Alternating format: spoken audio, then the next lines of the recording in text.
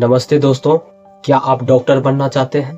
क्या आपका सपना एमबीबीएस करने का है, लेकिन आपको नहीं पता कि नीट क्या है, कैसे पास करें और कहां से शुरुआत करें?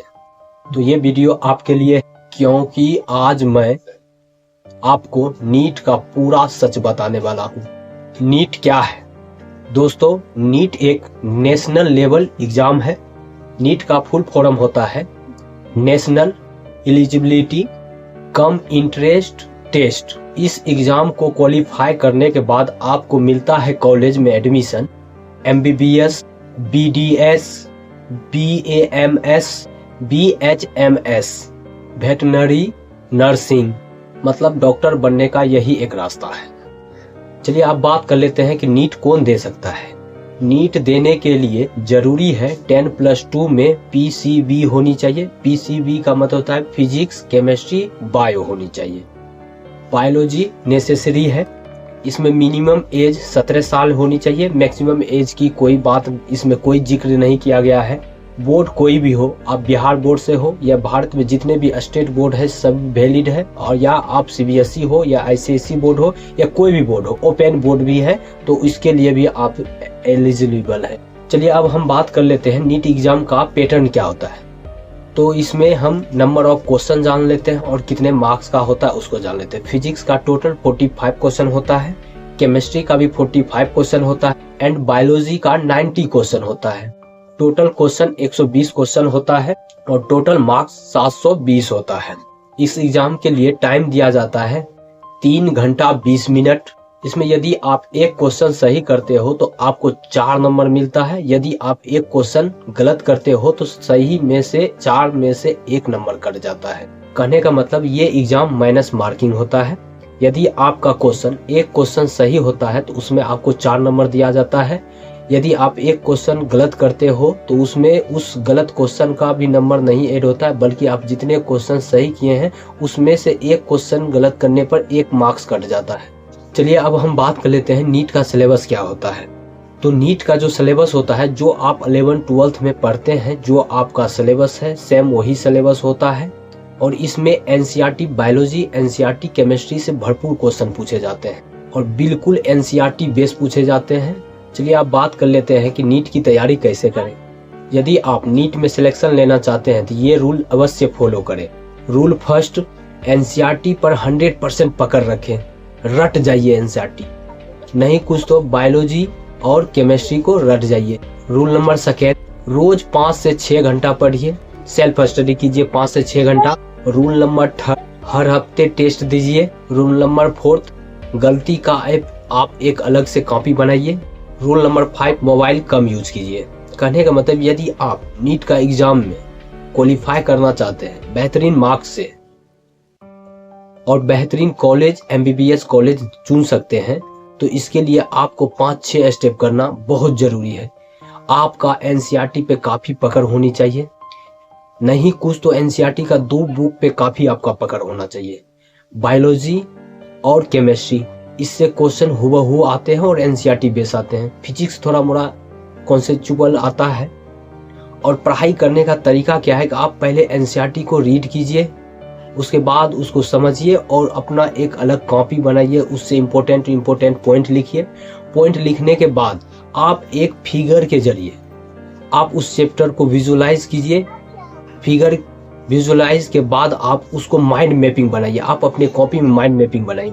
माइंड मैपिंग का मतलब होता है कि जो चैप्टर है उस चैप्टर को लिख करके उसमें कितने पॉइंट में, कितने पार्ट में पढ़ना होता है, उसमें क्या क्या इंपॉर्टेंट पॉइंट है वही सिर्फ लिखना, सिर्फ कीवर्ड में लिखना, उसको बोलते हैं माइंड मैपिंग। यदि आप इस एग्जाम में कंसिस्टेंसी रखते हैं तो आप सक्सेस अवश्य होइएगा। तो इसका बेस्ट स्टडी प्लान क्या होगा, तो चलिए हम आपको अपने अकॉर्डिंग आपको बताते हैं कि नीट की तैयारी के लिए बेस्ट स्टडी प्लान क्या होता है, डेली रूटीन क्या होनी चाहिए। हम इस पे जिक्र कर लेते हैं। आप उस सब्जेक्ट को पहले पढ़िए जिसका वेटेज ज्यादा है। आप सवेरे जगिए, आप यदि 3 बजे जग सकते हैं 3 बजे जगिए, नहीं तो 5 बजे 6 बजे, नहीं तो कोई जरूरी नहीं आपको कितने बजे जगना है। आप एकदम भरपूर नींद लीजिए और जब नींद टूटे तब से पढ़ना शुरू कर दिया। और जैसे नींद टूटा आप पढ़िए, तो पढ़ने में सबसे पहले उस सब्जेक्ट को पढ़िए जिसका वेटेज नीट में काफी है। जैसे बायोलॉजी पर 2 घंटा दीजिए। दोपहर में केमिस्ट्री पढ़िए 1.5 घंटा, शाम में फिजिक्स पढ़िए 1.5 घंटा, और रात में जितने पढ़े हैं सबका revision plus PYQ plus test दीजिए। और जो भी क्वेश्चन गलत होता है उसके लिए एक अलग कॉपी बनाइए। आप डेली टोटल जो है आप 6 घंटा सेल्फ स्टडी कीजिए और सोचिए, सोचने की कैपेसिटी को बूस्ट कीजिए। जब तक आप दिमाग में सोचना नहीं स्टार्ट कीजिएगा तो हर एक क्वेश्चन आपको इजी नहीं लगेगा। तो चलिए अब हम बात कर लेते हैं नीट का फॉर्म कैसे डालें। नीट का फॉर्म आता है दिसंबर से जनवरी के बीच आता है या उसी के आसपास आता है। आप इसके ऑफिशियल वेबसाइट पे जाइए और इसका फॉर्म फिलअप कीजिए और गलत वेबसाइट से बचिए। चलिए अब हम बात कर लेते हैं नीट रिजल्ट और काउंसलिंग के बारे में बात कर लेते हैं। यदि आप नीट के एग्जाम में अपियर थे, सारा क्वेश्चन अटेम्प्ट किए हैं, आपका रिजल्ट दिया जाता है। रिजल्ट के अकॉर्डिंग आपको रैंक दिया जाता है। रैंक के अकॉर्डिंग आपको MBBS कॉलेज मिलता है। यदि आपका रैंक अच्छा होता है तो आप टॉप 10 MBBS कॉलेज को सर्च करके आप जान लीजिए, उसमें आप काउंसलिंग करवाइए, उसमें आपका एडमिशन हो जाएगा। और काउंसलिंग कराने के बाद ही सीट मिलता है, आपका सीट रिजर्व होता है। चलिए अब बात कर लेते हैं गवर्नमेंट कॉलेज और प्राइवेट कॉलेज के बारे में। देखिए गवर्नमेंट कॉलेज जो है फिक्स है और बहुत कम गवर्नमेंट कॉलेज है। इसमें आप नीट का अच्छे से एग्जाम क्वालिफाई कर लेते हैं, आपका रैंक अच्छा होता है तो आपको सरकारी कॉलेज मिलता है, बस इसमें फीस कम लगता है। और प्राइवेट कॉलेज अधिक प्राइवेट कॉलेज है, इसमें सीट काफ़ी है, इसलिए आपको इसमें एडमिशन लीजिएगा तो इसमें आपको अधिक रुपया लगेगा। देखिए गवर्नमेंट कॉलेज में कम फीस होता है और ज़्यादा कॉम्पिटिटिव होता है, मतलब ज़्यादा कंपटीशन होता है। और प्राइवेट कॉलेज में ज़्यादा फीस होता है, कम रैंक पर एंट्री मिल जाता है।